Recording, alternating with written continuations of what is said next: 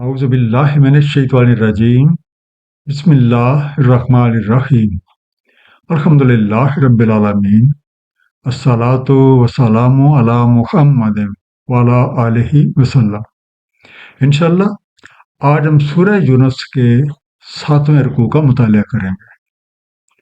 اس سے پچھلے رکوع کا خاتمہ اس بات پہ ہوا تھا کہ ہر کسی کو معلوم ہونا چاہیے کہ کسی بھی چیز کو حلال یا حرام قرار دینے کا اختیار صرف اور صرف اللہ تعالیٰ اور اس کا حبیب نبی پاک صلی اللہ علیہ وآلہ وسلم کا ہے۔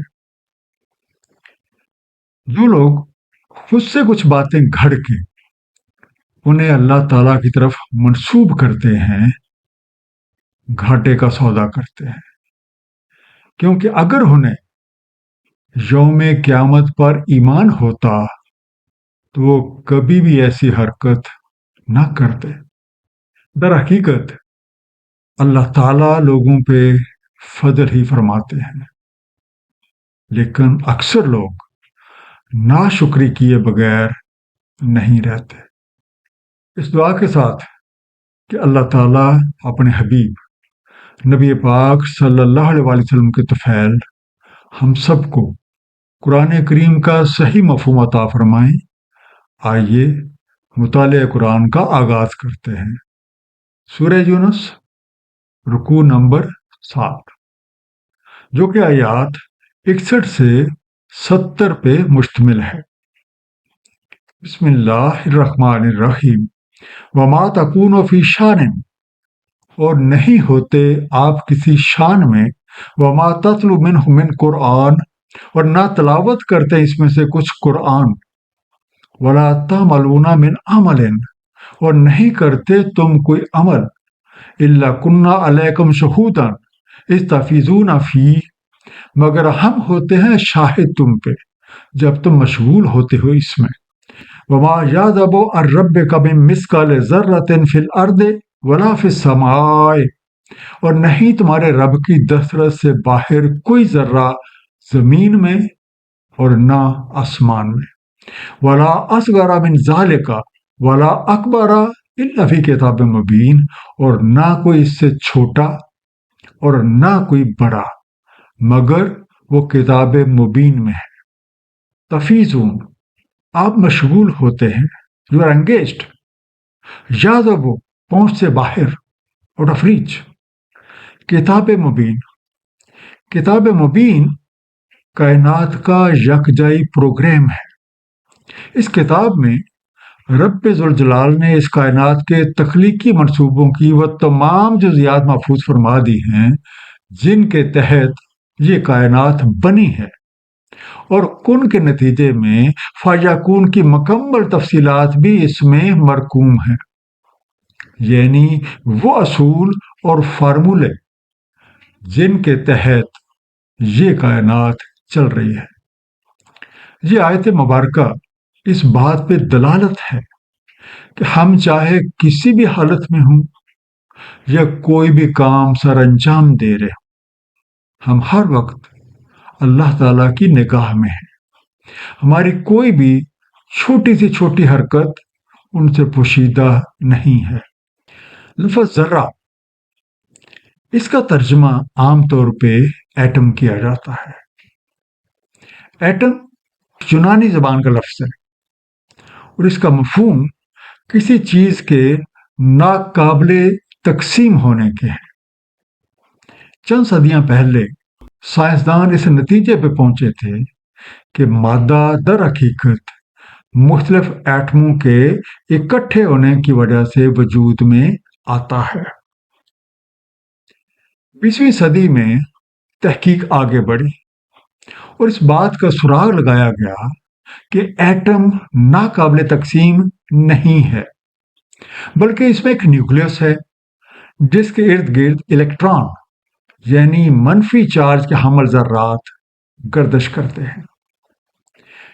تحقیق مزید آگے بڑھی تو معلوم ہوا کہ اس نیوکلیس کے اندر مثبت چارج کے حامل ذرات یعنی پروٹون اور اس کے علاوہ نیوٹران بھی موجود ہیں، آج سے چند اشروں پہلے تک یہ خیال کیا جاتا تھا کہ پروٹون اور نیوٹران ہی ایٹم کی بنیاد یعنی نیوکلیس ہے، لیکن موجودہ دور میں اس بات کا سراغ لگایا گیا ہے کہ یہ دو ذرات مزید چھوٹے ذرات کا مجموعہ ہیں جن کو کوارکس کا نام دیا گیا ہے، اور کوئی بھی پروٹون یا کوئی بھی نیوٹران تین مختلف رنگوں کے حامل کوارکس سے مل کر بنتا ہے۔ ایٹم کا دوسرا اہم حصہ الیکٹران ہے۔ یہ ایک متحرک ذرہ ہے، اور کوئی بھی الیکٹران جب تک اپنے مدار میں رہتا ہے مادی حیثیت کا حامل ہے، لیکن جب وہ اپنے مقدار سے نکل جاتا ہے تو غیر مادی ہو جاتا ہے، اور اسے فوٹون یعنی روشنی کے ذرات کہتے ہیں۔ الیکٹران بھی میوان اور نیوٹرینو جو ہیں ان ذرات کا مجموعہ ہے، اور اس مجموعے کو لیپٹون کا نام دیا گیا ہے۔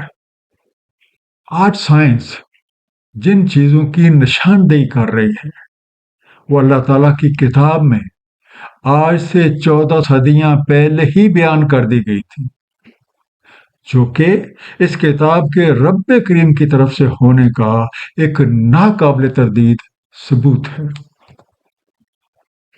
الا ان اولیاء اللہ لا خوف علیہم ولا هم یحزنون، سن لو، بے شک اولیاء اللہ نہیں ہے کوئی خوف ان پہ اور نہیں ہے وہ محزون۔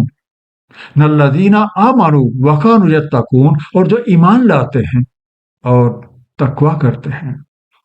ہر ایک کو یہ بات معلوم ہونی چاہیے کہ جو لوگ اللہ تعالیٰ کے دوست بن جاتے ہیں ان پہ نہ تو مستقبل میں آنے والے کسی چیز کا خوف ہوتا ہے اور نہ ہی ماضی کے حوالے سے کوئی پچھتاوا، اور جس کے اندر خوف اور غم نہیں ہوتا وہ جنتی لوگ ہیں۔ خوف اور غم اس وقت تک کسی کا پیچھا نہیں چھوڑتے جب تک اس شخص کے اندر قناعت اور استغنا موجود نہ ہو۔ اللہ تعالیٰ کا دوست بننے کے لیے ضروری ہے کہ اللہ تعالیٰ پہ ایمان لایا جائے۔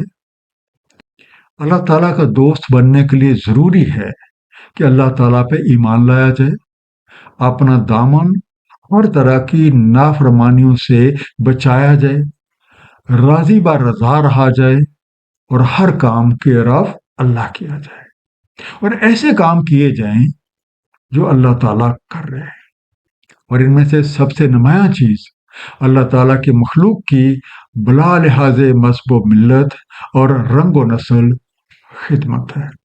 ایسا کام کرنے والوں کو اللہ تعالیٰ اپنا دوست بنا لیتے ہیں، اور دوست کی اپنے دوستوں پہ نوازشات جاری رہتی ہیں۔ لہم البشریٰ فی الحیات الدنیا و فی الآخرہ، ان کے لیے بشارت ہے حیات دنیا میں اور آخرت میں بھی۔ لا تبدیل لکلمات اللہ، نہیں تبدیل ہوتے اللہ تعالیٰ کے کلمات۔ ذالک هو الفوز العظیم، یہ عظیم فیض المقام ہے۔ ولا یحزنک قولہم ان العزت للہ جمیعا، نہ محزون کریں آپ کو ان کے اقوال، بے شک عزت اللہ تعالیٰ کے لیے ہے۔ هو السمیع العلیم، وہی سننے والا علم رکھنے والا ہے۔ قانون ربی کے مطابق اللہ تعالیٰ کے دوستوں کے لیے دنیا اور آخرت یعنی دونوں جہانوں میں کامیابی کی بشارت ہے۔ اس لیے اے داعی حق، ان نافرمانوں کی باتیں آپ کو غمزدہ نہ کریں۔ اگر یہ ایمان نہیں لاتے تو ان ناعاقبت اندیشوں کو ان کے حال پہ چھوڑ دیں۔ سب لوگوں کو معلوم ہونا چاہیے کہ عزت در حقیقت اللہ تعالیٰ کے ہاتھ میں ہے، اور وہ اسے اپنی اور اپنے حبیب نبی پاک صلی اللہ علیہ وسلم کی باتوں کو غور سے سننے، سمجھنے اور اس پہ عمل کرنے والوں کو عنایت فرماتے ہیں۔ الا ان للہ من فی السماوات و من فی الارض، جان لو بے شک اللہ تعالیٰ کے لیے ہے جو کوئی بھی آسمانوں میں ہے اور جو کوئی زمین میں ہے. وما یتبع الذین یدعون من دون اللہ شرکاء، اور کس کی اتباع کر رہے ہیں؟ جو پکار رہے ہیں اللہ تعالیٰ کے سوا شرکاء کو. این یتبعون الا الظن وان ہم الا یخرصون، نہیں وہ اتباع کر رہے مگر ظن کی، اور نہیں ہے یہ مگر کیا سارائیاں کرتے ہیں. یخرصون، اپنے ظن کی بنیاد پہ کسی چیز کے بارے میں اندازہ لگانا، یا آپ کہہ سکتے ہیں اٹکل پچو باتیں کرنا، گیس. ہم سب کو یہ حقیقت معلوم ہونی چاہیے کہ زمین و آسمان میں ہر چیز اللہ تعالیٰ کی ملکیت ہے. وہی خالق اور مالک حقیقی ہیں، اس لیے صرف انہیں کی بندگی میں ہی کامیابی ہے.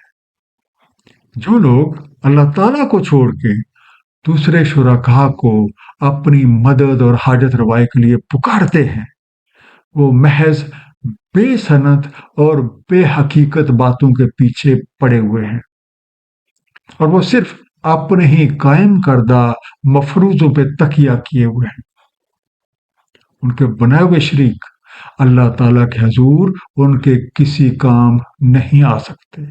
سورہ جاثیہ آیت نمبر 19 میں ارشاد ہے، بے شک یہ کام نہیں آتے اللہ کے حضور کسی شے میں، اور بے شک ظالم ایک دوسرے کے دوست ہیں، اور اللہ تعالیٰ متقین کا دوست ہے. حقیقت کو چھوڑ کے خود ساختہ نظریات کی پیروی کرنا کسی بھی کام نہیں آ سکتے. ایسا کرنے والوں کے بارے میں سورہ یونس آیت نمبر 36 میں ارشاد ہے، نہیں اتباع کرتے ان میں سے اکثر مگر محض ظن کی، بے شک ظن نہیں کام آتا حق کے مقابل کچھ بھی. هو الذی جعل لکم اللیل لتسکنوا فیہ والنہار مبصرا، وہی ہے جس نے بنائی تمہارے لیے رات تاکہ تم سکون پاؤ اس میں، اور دن کو دکھلانے والا. ان فی ذلک لآیۃ لقوم یسمعون، بے شک ان میں نشانیاں ہیں اس قوم کے لیے جو سنتے ہیں. اللہ تعالیٰ جس کی ملکیت یہ زمین و آسمان ہے، اسی نے لیل و نہار کا سسٹم قائم کیا ہے، جس کے مطابق چیزیں غیب سے شہود اور شہود سے غیب میں پلٹ رہی ہیں. اللہ تعالیٰ نے رات کو سکون اور دن کو روشن بنا دیا تاکہ معاش کے لیے کچھ جد و جہد کی جا سکے. یہ رات اور دن رب کریم کی بڑی نشانیوں میں سے نشانیاں ہیں. ان نشانیوں پہ تفکر کرنے سے معلوم ہوتا ہے کہ ہماری زندگی بھی اسی لیل و نہار کے مطابق ہے. اس دنیا میں آنے سے پہلے بھی ہم کہیں موجود تھے، جسے ہم غیب کے سوا کوئی اور نام نہیں دے سکتے.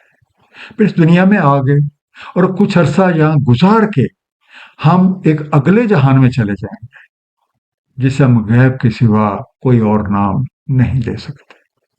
اگر ہم اپنے موجودہ دور زندگی کو دن تصور کر لیں تو اس عرصے میں کیے گئے اچھے اعمال زندگی کے اگلے مرحلے میں ہمارے لیے راحت اور سکون کا باعث بن جائیں گے. قالوا اتخذ اللہ ولدا سبحانہ هو الغنی، کہتے ہیں اللہ تعالیٰ اولاد رکھتا ہے، حق ہے وہ تو غنی ہے. لہو ما فی السماوات و ما فی الارض، اسی کا ہے جو کچھ آسمانوں میں ہے اور جو کچھ زمین میں ہے. ان عندکم من سلطان بہذا، نہیں ہے تمہارے پاس اس کا اختیار کار. اتقولون علی اللہ ما لا تعلمون، کیا تم کہتے ہو اللہ کے بارے میں جس کا تم علم نہیں رکھتے؟ کیا سارائیوں کی پیروی کرنے والے کہتے ہیں کہ اللہ تعالیٰ نے اولاد اختیار کر رکھی ہے. اولاد مخلوق کے لیے نسل کو بڑھانے کا طریقہ ہے، اور وہ ذات بابرکات مخلوق جیسی تمام حاجات سے پاک اور منزہ ہے. ان لوگوں کے پاس اپنی بات کو ثابت کرنے کے لیے کوئی معقول دلیل موجود نہیں ہے، اور کسی کو بھی خود سے کوئی بات بنا کے اللہ تعالیٰ کے ذمہ لگانے کا حق حاصل نہیں. اللہ تعالیٰ مخلوقات جیسی تمام حاجات سے پاک ہے۔ سورہ بنی اسرائیل آیت نمبر 111 میں ارشاد ہے، اور کہہ دیں تمام تعریفیں اللہ تعالیٰ کے لیے ہیں، جس نے نہیں اخذ کی اپنے لیے کوئی اولاد، اور نہ اس کا کوئی شریک ہے اختیار کار میں، اور نہ اس کا کوئی دوست ہے کمزوری کی وجہ سے، اور بڑائی کرو اس کی کمال کی بڑائی۔ قل ان الذین یفترون علی اللہ الکاذب لا یفلحون، کہتے ہیں بے شک جو افطرا کرتے اللہ پہ جھوٹے نہیں فلا پاتے۔ متاع فی الدنیا ثم الینا مرجعہم ثم نذیقہم العذاب الشدید بما کانوا یکفرون، متاع دنیا میں، پھر ہماری طرف ہے مراجعت ان کی، پھر ہم مزہ چکھائیں گے انہیں عذاب شدید کا بسبب کفر کے جو وہ کرتے رہے۔ جو لوگ بھی خود سے باتیں گھڑ کے اللہ تعالیٰ کی طرف منسوب کرتے ہیں اور اس کے نشانیوں کی تکذیب کرتے ہیں، وہ مجرم ہیں، اور مجرم کبھی بھی فلاح نہیں پاتے۔ اللہ تعالیٰ کی مخلوق سے کسی کو بھی اس کی اولاد قرار دینا شرک ہے۔ سورہ نساء آیت نمبر 48 میں ارشاد ہے، بے شک اللہ تعالیٰ نہیں مغفرت فرماتا کہ شرک کیا جائے اس کے ساتھ، اور مغفرت فرما دیتا ہے جو علاوہ اس کے جو وہ چاہتا ہے۔ اور جو کوئی شرک کرے اللہ سے، تحقیق اس نے افترا کیا ایک گناہ عظیم۔ اور جو لوگ دنیا کے حصول کی خاطر اس طرح کی غلط حرکتیں کرتے ہیں، انہیں معلوم ہونا چاہیے کہ دنیا کی زندگی محض چند روزہ ہے۔ مرنے کے بعد ہر ایک کو لوٹ کر اپنے رب کریم کے حضور پیش ہونا ہے اور اپنے اعمال کا حساب دینا۔ خود سے گھڑ کے اللہ کی طرف منسوب کرنے والوں کو اپنے کیے کا حساب دینا پڑے گا۔ سورہ العنکبوت آیت نمبر 68 میں ارشاد ہے، اور اس سے بڑا ظالم کون جو افطرا کرے اللہ تعالیٰ پہ کذب سے، یا تکذیب کرے حق کی جب وہ آ جائے اس کے پاس۔ کیا نہیں ہے جہنم میں ایک ٹھکانہ کافروں کے لیے؟ اس رکوع کا مختصر سا خلاصہ، ہم چاہے کسی بھی حالت میں یا کوئی بھی کام سر انجام دے رہے ہو، اللہ کی نگاہ میں ہے۔ ہماری کوئی بھی چھوٹی سے چھوٹی حرکت بھی اس سے پوشیدہ نہیں ہے۔ اللہ تعالیٰ کے دوستوں پہ خوف اور غم نہیں ہوتا، اور یہ ایک جنتی کیفیت ہے۔ خوف اور غم اس وقت تک پیچھا نہیں چھوڑتے جب تک آدمی کے اندر قناعت اور استغنا موجود نہ ہو۔ اس کائناتی نظام کے خالق اور مالک اللہ تعالیٰ ہے، اور سب کچھ انہی کی ملکیت ہے۔ ان کے سوا کسی اور کو اپنا حاجت روا قرار دینا، دنیا کے حصول کی خاطر خود سے باتیں گھڑ کے اللہ تعالیٰ کے ذمہ لگا دینا بہت بڑا جرم ہے، اور مجرم کبھی فلاح نہیں پاتے۔ اللہ تعالیٰ ہم سب کو قرآن کریم کو صحیح طور پہ سمجھنے اور اس پہ نبی پاک صلی اللہ علیہ وآلہ وسلم کی سنت مبارکہ کے مطابق عمل کرنے کی توفیق عنایت فرمائے۔ صدق اللہ العلی العظیم، صلی اللہ تعالی علی حبیبہ محمد وآلہ وسلم۔